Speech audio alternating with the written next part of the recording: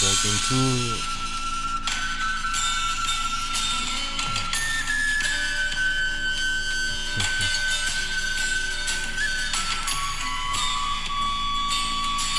Lapis Lazuli, Orgonite Pyramid, just to help with the focus and get my verbiage together, in a way that I know it's understood.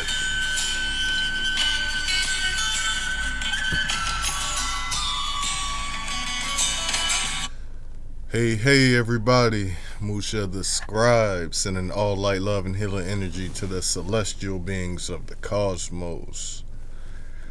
Alright, so with this video, it's going to be kind of a follow-up to the first one about creating a new spiritual system. But this will not be part 2. This will be part 1 to spiritual system tools. Because I can't stress enough the fact that we hear so much about, use your crystals, use your certain incense, use certain herbs, use certain materials and elemental things, from the chart, copper, gold, and things. But like I said before, there are too many people and spiritual systems telling you to use this for this outcome, but they aren't telling you why and things like that. So with this, I would like to start out with the first tool that I want to introduce y'all to. A lot of you will already know about it and everything, but I want to make sure I make it clear on what we're going to be using it for within this new spiritual system. So first, let me give y'all an intro. From this point on, I want all our multi-dimensional beings to focus on what you can do mentally, your physical influence, your higher abilities, energy manipulation. You are a gateway to your power, and you can control the reality that you are within. The beings and races in power at the moment are educated on manipulating reality. So that's how they've maintained control of this plane and this aeon. You must research and find your identity on being a multi-dimensional being. You are the only gateway to your own power, so you must conquer thyself. You have to awaken your true self to prevent forgetting your true identity. Your soul must be hollow. And when I say that, this means living without third-dimensional baggage, so you can return back to the power of nature and unlock your potential. In a nutshell, all the stuff that we've been taught physically, by man-made laws and all those things, they're pretty much putting a restriction on us, on our abilities, what we can learn, because you have to have a conscious and subconscious understanding of about a lot of these things, and really have the will and intent to exercise them. You have to believe. I'll never say that you have to have faith in these things. Really, with me, is having faith in something can be a lie. You need to have the information to back up what you're talking about. You need to make it as close as fact as possible, within reason. Okay. Connecting to the forces of nature gives you understanding on how energy works and what this really is and where we really exist at. Once you understand enough of this, you can use your spells, science, technology, magic, rituals, hymns, whatever you would like to call it, but you'll have a higher success rate and you'll be able to actually see the results in real time. Because we're not doing shit for no reason no more. We're not testing shit out.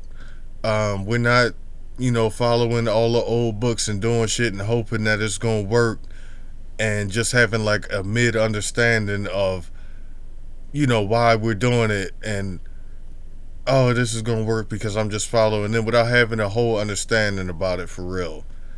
And it's too much of that going on. It's time for that shit to be over with this new spiritual system. So the first tool that I'm going to introduce you to, the black mirror. The black mirror has been used within many cultures, no matter if you want to call it science, magic, rituals, spells, manipulation, whatever you want to call it. This is a main tool, but I'm going to give you a full breakdown on where it came from, what it is, why it's used, and how it's still used currently. And I'm going to blow your mind with this. Let me twist your cap. So the black mirror has been used for ages. It is a high gloss mirror used for visual perception and high level scrying. Scrying itself, because I know you always hear about scrying and everything, and you know I'm Musha the scribe. I love to scribe, so this means a lot to me. Scrying is documenting information from contacted beings based on your intent of knowledge or knowing. That means when you're using a black mirror and you are contacting interdimensional, extraterrestrial, and higher dimensional beings, you'll receive messages based on what you're asking and what your true intent is. They're going to answer what your true intent of messages and questions are. And that's what the scrying is. That's where it comes from. We'll get into which ones you should really deal with based on what you want to ask, at another time. But this information can be used to manipulate a being's reality based on the information you're provided by the contacted beings or your higher self, according to your intentions while asking the questions. There are beings that have been around for so long that if you are able to contact them using this black mirror and things, they can really tell you how certain things work. They can tell you if you caused this event to happen and you use this certain material, this certain scent at this certain time of year with this many people, your outcome is going to be this. This information can be used to manipulate a being's reality based on the information you're provided by contacted beings or your higher self according to your intentions while asking these questions. They give you a type of mind/spiritual control over the beings that you are trying to practice either this manipulation, the spell, the ritual over. Who you trying to do it to? Black mirrors are also used as interdimensional and extraterrestrial communication and invocations. Communication is more like you asking questions, you're gonna get some answers. And invocation is you do certain steps to allow a being to share its energy with you, and their intellect becomes a part of you for a certain amount of time. Been there, done that. It's effective. I used to talk a lot about Osiris and the Lyrans, and those were based off of like invocations, preparations, and everything. And a lot of y'all that have been here already know how good that worked. We got a lot of information, so that's what that explains. But the information itself that you're provided with can be used to manipulate the masses, individuals, things of that nature, and that's what's been going on for a very long time. It's really against cosmic law to do things like that. But you know the era that we in and who been running it, the elites and the matrix they have set up. They don't give a fuck about cosmic law, man. But that's what it is. They got the information. They got more information than we got, and they've been using it to dictate our lives and manipulate us. We lost the war, so it is what it is. The black mirror can be used to access the astral plane or higher dimensions, providing protection from low vibrational contacts if the black mirror is made of the obsidian crystal. This does not go for other crystals. There might be another few grounding crystals that it can be used to make these mirrors and screens and things. I'm just telling you for sure the one that I can solidly say for fact is the obsidian. The original black mirrors back in the day, were made from polished obsidian stone, not only for the contact with interdimensionals, extraterrestrials, and higher vibrational beings, but also because they provide you the correct grounding amount of energy. So when you're trying to communicate, you're not straight up just getting bombarded by low dimensional beings that want you on fuck shit. Beings, that some religions would consider demons, daemons, um, different things of that nature, different names by that nature, but you get what I'm saying. But that's why they originally used the polished obsidian stone for that. My only thing with that is, even if it's polished obsidian, as y'all should know by now, I don't believe in good or evil. I believe in low vibrational decisions and high vibrational decisions. And even a high vibrational being, depending on the situation, can give you low vibrational information. Depending on what's going on, what beings are involved, and what the outcome of them providing you with that information could be.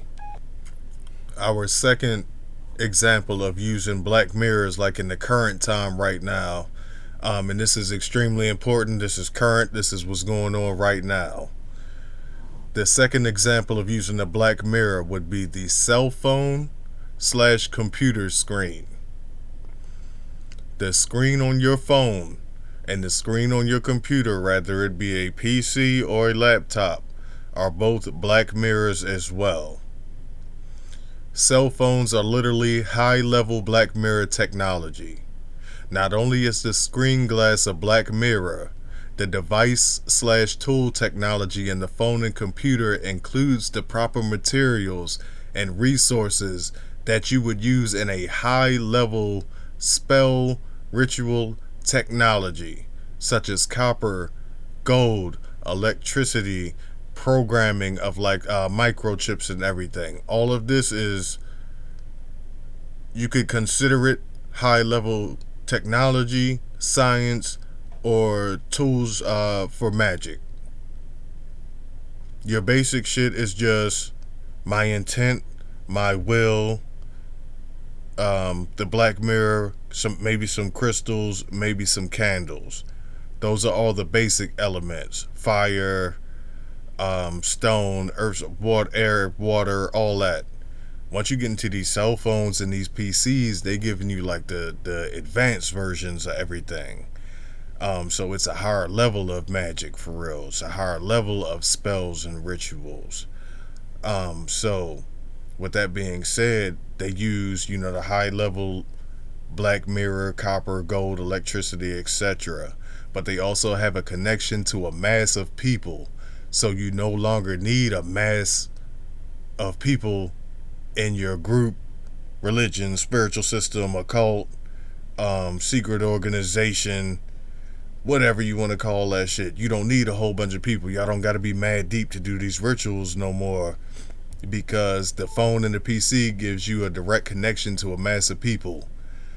The tool works instantaneous, providing a huge amount of energy from, all these people, and their intent is based off you as being the influencer over the phone or the PC. This results in an instantly powerful spell, ritual that's dictated by you, because you are the influencer, you are the magician, you are the dictator, you are the leader. A current example of like financial money magic and even mind control right now is while using a cell phone and the computer, black mirrors are practiced by the people that we call streamers right now. That's a huge thing for a reason. Some know what they're doing, some don't know what they're doing when it comes to magic, spell work, ritualistic work, and things like that. Some of them know what they're doing, some of them don't, but they still doing it regardless. Streamers are currently able to influence the world in real time while maintaining the flow of currency for both themselves, their affiliates, and the consumers who are watching, and they're using the cell phones and PC black mirrors. This gives the streamers or the magicians, as you could call it, the power to warp reality based on their will and intent, providing influence to the masses at one time, all their followers. It can either be benevolent or malevolent. Doesn't matter. The 5G internet we all was worried about all them years ago, and nobody gave you a straight answer on like what the problem with it was. This is the problem. It's providing them with enough power and speed to do this instantaneously, to where, you know, these spells are instant now with all these people. There's no lag. You don't gotta wait for days. You ain't gotta wait for certain moon phases, times of the month, times of the week. They got enough people at one time, and it's steady that, you know, whatever they're projecting in that moment is going. So the 5G allows the most efficient speed for this form of ritual spell using high level technology. Alright, so our next tool to connect you to the forces of nature that you can use that will probably include in this spiritual system. King Solomon's Book of the Goetia, the 72 forces of nature, also known as the 72 demons or the 72 daemons. Don't get caught up in the words because they change with the time zones and everything. Solomon's Book of the Goetia, it provides you with 72 forces of nature, right? And these different forces of nature or beings can be used for certain things based on that specific being's energy, rather it being high vibrational or low vibrational, peaceful, intellectual, spiritual, beautiful, peaceful, or on some war shit, some gang shit, terrorizing, fucking some shit up. It's based off each being or forces of nature's specific skill, their field of intelligence, their influence, their knowledge or practice. You can work with this nigga if you're trying to be malevolent and keep a group of people down and cause war, violence, bloodshed, misunderstanding. But you work with this being to provide love, compassion, understanding, the raising of vibrations, and things like that. The Book of Goetia gets a bad rep because people have never really deciphered it. Remedy H. Brother Sema has started doing a breakdown of each being in the Goetia and their actual meanings and things. Misunderstood book, but it's going to be very important, so we will definitely be using that. The last one I'm going to talk about is language. Language and writing are spells. Always will be, always have been. Before the time of Babel and after the time of Babel to our current time. Communication can be used and is used every day by all beings to translate thought and emotion. Speaking and spelling dictate actions. They cause reactions, and they manipulate other beings when wanting to express a certain emotion or cause a certain situational outcome. Saying or writing a certain thing can give the magician, speaker, writer, user, whatever you want to call them, control over the receiver's feelings, thoughts, and they can make actions happen that warp that being's reality. If I show you love, you gonna give love, you gonna have a good day. If I show you malice, you might want to get violent, but you'll end up fucking your life up. You end up being in prison or get your ass killed for real. Language is dangerous. So that's another thing that we will have to work on. That is another huge tool of connecting back with the force of nature, because certain languages that predate, like the current English language, European, even the current African and all that. So we will work on that. But it's extremely important. Mad love, mad love, mad love.